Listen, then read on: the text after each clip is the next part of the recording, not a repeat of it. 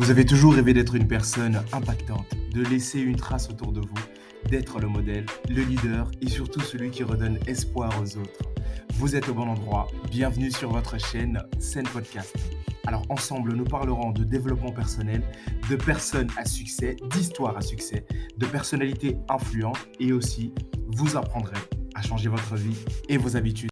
Bonjour à tous les amis, ravi de vous avoir encore à nouveau pour ce nouvel épisode podcast, le deuxième de l'année. Et comme vous le savez déjà à l'accoutumée, j'intitule toujours les épisodes en anglais et je donne la définition en français. Alors pour ce nouvel épisode, l'intitulé c'est tout simplement « Becoming an Influential Leader ». Aujourd'hui, les gens confondent ce que c'est qu'un leader. Les gens croient qu'un leader, c'est une personne qui a plusieurs followers. Un leader, c'est une personne qui compte 10 000 abonnés sur Instagram, 10 000 abonnés sur TikTok, 10 000 abonnés sur Facebook. Ce n'est pas ça, être un leader. Être un leader, ce n'est pas aujourd'hui manipuler les gens. Être un leader aujourd'hui, ce n'est pas nécessairement pousser les gens à faire des choses qu'ils ne veulent pas. Ça va certainement vous surprendre, mais je vais vous donner aujourd'hui quelques définitions du leadership ou même du vrai leader que j'ai pu effectivement trouver. Alors déjà, ce que j'aimerais partager avec vous, c'est que a true leadership is not about control, it's about service. Ça, c'est le premier point. Ça veut tout simplement dire que le véritable leadership, ce n'est pas la question de contrôler les personnes, mais c'est plutôt servir les autres. Aujourd'hui, quand on est dans une position de leader, il n'est pas question de chercher à contrôler les gens. Parce que plus vous essayez de contrôler les personnes, plus les personnes se retirent, plus les personnes fuient et plus les personnes vous font moins confiance. Mais lorsque vous êtes un leader qui est ouvert à servir les autres, à ce moment-là, votre identité, vos actions, votre attitude, votre posture devient un élément d'exemple et les gens veulent travailler avec vous. Ça, c'est le premier point. Aujourd'hui, on a beaucoup de personnes qui s'autoproclament des leaders uniquement en fonction des choses qu'ils ont accomplies. Mais il faut savoir qu'un leader n'est pas défini en fonction des choses qu'il a accomplies, mais il est défini en fonction des choses qu'il est devenu. Prenez plutôt un exemple comme quelqu'un comme Nelson Mandela. Nelson Mandela, aujourd'hui, il n'est pas simplement un leader parce qu'il a accompli un combat vis-à-vis de l'apartheid.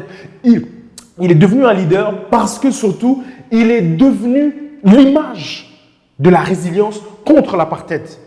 C'est deux éléments totalement différents. Aujourd'hui, si vous pensez que certaines personnes vous suivent, certaines personnes sont présentes et travaillent avec vous dans certains projets, c'est uniquement parce qu'ils doivent le faire, alors là, vous êtes un manipulateur. Vous n'êtes pas un leader. Parce qu'un véritable leader ne cherche pas à contrôler les avis des autres, ne cherche pas à contrôler ce que disent les autres, ne cherche pas à contrôler les points de vue des autres, ou même à les manipuler, à les restreindre, ou encore, lorsqu'un leader est dans une position de force, il va vouloir imposer les choses. Et ça vient sur le deuxième point que je veux énumérer. A true leadership is not about power, it's about empowering people. C'est-à-dire le véritable leadership, ce n'est pas une question d'imposer votre autorité, mais c'est plutôt une question de donner du pouvoir aux autres. Parce qu'aujourd'hui, lorsque vous êtes un leader qui n'est pas capable de permettre aux autres d'atteindre le même niveau de leadership que vous, sachez que vous avez échoué. Ça, c'est un premier point et une première règle de base dans tout management. Lorsque vous êtes dans une position de leader, vous devez apprendre ce que c'est que léguer. Parce que léguer un héritage, c'est créer une continuité dans le temps. Mais aujourd'hui, certaines personnes s'accrochent à leur position, s'accrochent à leur stature, s'accrochent à leur statut social et aux différents avantages. Et uniquement parce qu'ils se disent « c'est moi le leader ». Mais on reconnaît un véritable leader dans sa capacité à s'aider, à former et à transmettre. Et ça vient rejoindre l'autre point dont je vais parler qui est « Leadership is not about manipulation, it's about inspiration ». C'est-à-dire qu'aujourd'hui, l'une des plus grandes formes de leadership qui puisse être, c'est votre capacité à inspirer les autres. C'est votre volonté à transformer les autres au travers de votre attitude, au travers de votre manière de faire, de votre manière d'agir. Mais si vous pensez que vous êtes leader uniquement parce que les gens vous suivent, il y a problème. Parce qu'il faut comprendre que leader or a leader never seek followers. Ça ne se fait pas comme ça. C'est-à-dire que vous n'êtes pas un leader qui va aller poursuivre des followers pour que ces followers viennent et disent « vous êtes notre leader ». Non, ça ne fonctionne pas comme ça. Le véritable leadership, c'est découvrir qui vous êtes, découvrir ce que vous devez faire, accomplir ce que vous êtes censé faire et en fonction de tout ce que vous avez découvert sur vous, sur votre mission, c'est comme ça que les autres se disent on veut travailler avec cette personne, on veut que cette personne fasse partie de nous. Ça, c'est important. Mais si en tant que leader, vous avez l'impression que les gens vous doivent le ciel et la terre uniquement parce que vous êtes dans une position de dirigeant, dans une position d'influence, dans une position de pouvoir, sachez que tôt ou tard, vous allez finir par retomber. Parce que j'aime bien dire généralement, pride comes before the fall. Ça veut tout simplement dire que l'orgueil vient avant la chute. Lorsque vous êtes ce type de leader, sachez que tôt ou tard, votre chute ne va même pas tarder. Parce que vous prenez les gens comme acquis, vous considérez que les personnes qui travaillent avec vous le font par imposition et non par inspiration. Et à ce moment-là, vous avez la sensation que vous pouvez tout faire et que vous êtes obligé d'imposer votre manière de faire. Mais il faut savoir que les personnes sont plus performantes quand ils travaillent avec vous lorsqu'ils se sentent inspirés que lorsqu'ils se sentent imposés ou obligés. C'est un trait de caractère commun à l'être humain. L'être humain, lorsqu'il vient vers vous, c'est parce que soit il est inspiré, soit il est admiratif, soit alors il retrouve quelque chose qu'il n'a pas. Mais si vous n'arrivez pas à faire jouer ces trois éléments et que vous manipulez, imposez, menacez, personne ne vous verra comme un véritable leader. Aujourd'hui, les gens s'étonnent de la popularité, par exemple, d'Ousmane Sonko, mais c'est totalement légitime. Parce qu'aujourd'hui, Ousmane Sonko a su d'abord inspirer les jeunes. Ce n'est pas un politicien qui va venir dire aux jeunes, oui, quand il y avait ceci, parce qu'il a fait de la prison, parce qu'il a été menacé, parce qu'il a subi toute forme d'injustice sous le règne de différents gouvernements. À ce moment-là, les gens se retrouvent en lui parce qu'il a mené un combat dans lequel d'autres personnes comme lui l'ont fait. Il inspire, il est le modèle et les gens se retrouvent dans sa mission, qui est un Sénégal véridique, transparent, légitime.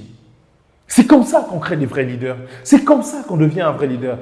On dirige par l'exemple. Le président de la République lui-même est un fervent exemple. Personne ne savait qu'il allait devenir président de la République. Et je parle de la République du Sénégal, bien évidemment, pour ceux qui me suivent. Son Excellence, Monsieur le Président Djemar Bassirou Faye, était en prison avant de devenir ce qu'il est aujourd'hui. Tout ça pourquoi les gens se retrouvent dans ce combat. Les gens se sont retrouvés dans sa personnalité, dans son identité, dans les valeurs qu'il a défendues. Mais lorsque vous êtes un leader et que vous ne savez pas incarner tous ces éléments, vous allez mener les gens à leur perte et vous allez les manipuler. Vous allez ce qu'on appelle en anglais les misleading. Et c'est très, très, très dangereux. Parce que les gens vont croire en une facette de vous que vous ne montrez pas toujours en privé. Parce que vous savez, ça viendra certainement, je vais en parler, c'est sur le caractère du leader. Lorsque vous êtes un leader, sachez que votre vie privée ne vous appartient plus. Parce que votre vie privée et votre vie publique deviennent à l'affût de tout le monde.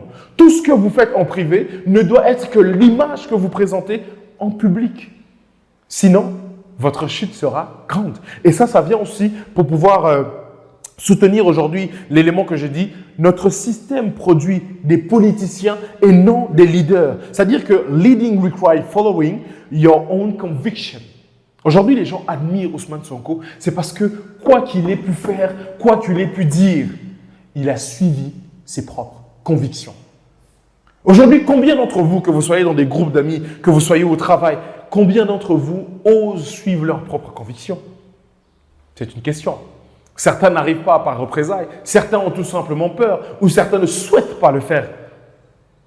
Et cela se comprend, parce que tout le monde n'est pas appelé à être leader. Mais lorsque vous avez le courage de vous autoproclamer leader, vous devez vous poser les bonnes questions. Est-ce que véritablement j'inspire les autres? Est-ce que véritablement je sers les autres? Est-ce que véritablement mon objectif à moi, c'est de permettre aux autres de pouvoir devenir comme moi lorsque je ne serai plus là? Parce qu'aujourd'hui, un leader, c'est une personne qui prépare les prochaines générations. Ce n'est pas une personne qui fait aujourd'hui du népotisme autour de lui, qui crée de la valeur uniquement pour les gens de son entourage. Non. Un véritable leader inspire pour créer d'autres leaders. C'est ça la transmission. C'est ça le véritable leadership. C'est pour ça que vous devez vous méfier de certains politiciens qui n'ont peut-être jamais mis les pieds dans vos localités, qui ne sont peut-être jamais venus parler à vos communautés, venir uniquement à la veille des élections. Pourquoi? Parce qu'ils cherchent leur intérêt. Parce qu'ils veulent tout simplement vous manipuler par les émotions. Mais ces leaders-là qui, bec et ongle, défendent des valeurs, défendent des positions, chaque jour, vous le voyez, ce sont ces personnes-là, à qui vous devez faire confiance. Alors, je ne suis pas en train de faire une apologie de la politique, mais je suis plutôt en train de vous dire, que ce soit dans votre vie personnelle ou dans votre vie privée ou professionnelle, que vous devez apprendre à être un leader par exemple, pas un leader par les mots. Parce que la parole à l'acte doit avoir un ratio 100%. Si vous n'avez pas un ratio parole-acte équivoque, c'est problématique. Parce qu'au final, les gens vont commencer à douter de votre parole. Ce que vous ressortez en public et ce que vous dites en privé n'ont rien à voir. Et c'est très, très, très dangereux. Et il y a cet élément où je dis tout simplement, leadership is not about trying to find people who will follow you. It's about discovering your commitment to pursue. Ça veut tout simplement dire que le leadership, ce n'est pas une question de chercher les personnes qui vont vous suivre pour que vous sentiez que vous êtes leader uniquement parce que ces personnes vous suivent. Non. Le leadership, c'est une question de découverte de soi et de ses objectifs afin, effectivement, d'inspirer les personnes à vous suivre. C'est une règle normale et légitime. Alors, ma question, elle sera très précise aujourd'hui. Est-ce que vous vous considérez comme leader ? Est-ce que vous pensez qu'en fonction de ce que je viens de vous dire, vous étiez ou vous vous disiez que vous étiez leader, mais finalement, vous ne l'êtes peut-être pas. Et il n'y a pas de mal à ça. Parce qu'aujourd'hui, l'un des plus grandes caractéristiques d'un leader, c'est aussi de savoir se remettre en question. C'est aussi d'avoir une résilience et c'est surtout cette capacité d'adaptation. Un leader doit apprendre à s'adapter partout, dans tous les environnements, avec tout type de personnes, toute forme de personnalité. C'est ce qu'on appelle le culture management. Si vous n'avez pas ce cultural management, ça devient compliqué. Alors, si vous êtes un leader qui manipule, arrêtez. Si vous êtes un leader qui impose, cessez de le faire. Si vous êtes un leader qui pense que les autres les doivent tout, changez votre manière de faire. Parce qu'au final, vous ne pourrez jamais ressortir 100% de ce que les gens peuvent donner en travaillant avec vous. À la fin de cet épisode, mettez une pause et j'aimerais véritablement que vous vous demandez, est-ce que je suis un bon leader ? Ça, c'est la véritable question. Parce que le leadership aujourd'hui, c'est dirigé par l'exemple et non par les mots.